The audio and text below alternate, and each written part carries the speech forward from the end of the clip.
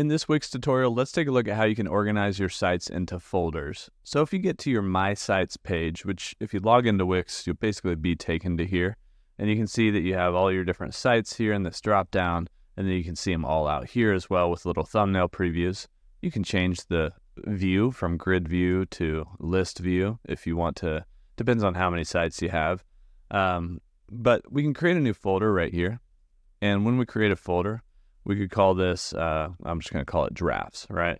And so this might be the websites that I'm, working on or sort of like started, but maybe moved on from.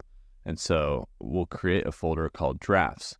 Now we can put these sites into folders. So let's scroll down here. Maybe I want these bottom 3 sites to be put into that folder. So when I check mark them out here, I can do this in either grid mode or list view. List view might be easier.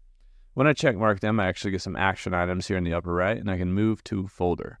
And I can select to move those websites to this drafts folder, and we can move them there. So we selected that folder, we clicked move here, and it's going to move those sites. Now, did this actually do anything? No. This is complete just for organizational purposes on your own account. But as you create these free websites and you're kind of testing things out, or maybe you have lots of different clients or just lots of different things for yourself, there comes a time when this is pretty messy here, all these different sites.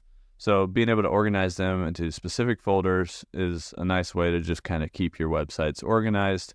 And that's pretty much it. So there's no real structural benefit to this from a website standpoint. This is purely organizational.